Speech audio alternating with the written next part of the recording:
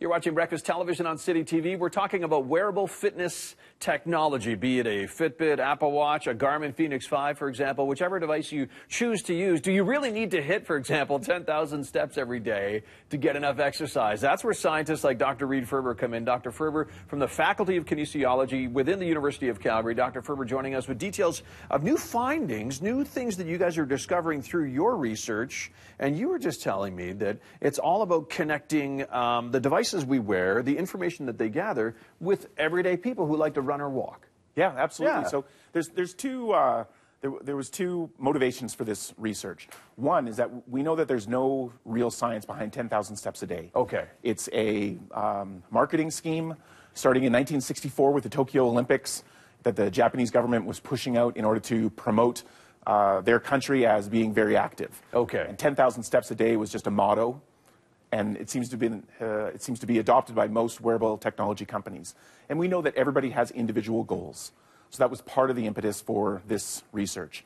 The other motivation for it is as a biomechanist, as somebody who studies human movement, we're now using wearable technology outside the laboratory setting.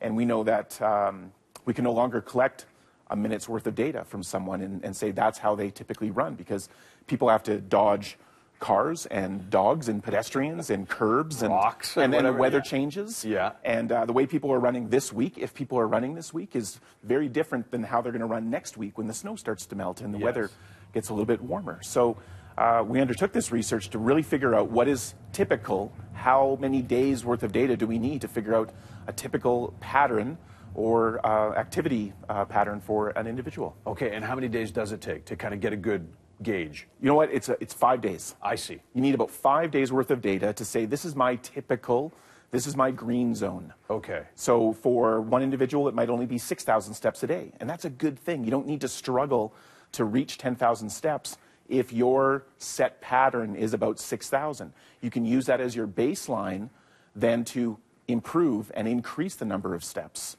Okay. So if I don't hit 10,000, I can feel okay. Yeah, absolutely. If that's my normal. And there was yeah. a fantastic research study done where they simply asked people to increase by 10% wherever you start. So for some people, this study actually involved people being discharged from the hospital. So some people were starting at 1,500 or 2,000 steps. And just a 10% increase, for most people it was about just 1,000 more steps, significantly lowered their risk of disease. Wow. So it lowered their risk of heart disease and diabetes. So you don't need to get up to 10,000 steps. What people should do is say, you know what, what's a 5-day average for me? Always include a weekend. There was actually a separate study done showing that you need about 5 days of activity data, but it has to include a weekend because we kind of behave a little differently on the weekends. Average that together. That's your green zone. That's where you want to start with in order to make decisions and provide insight about what do I do next. Okay. And speaking of what do you do next, what are you doing next with all the information that we're gathering on these devices? So I'm leading a large initiative on campus involving wearable technology and how can we point it towards healthcare? Yeah. And how can we point it towards our athletes and our coaches in order to help them make good decisions?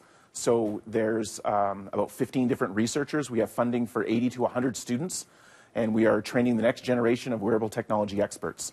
So we're bringing in biomechanists, and we're training them in data science. We're bringing in data scientists, and we're training them in biomechanics.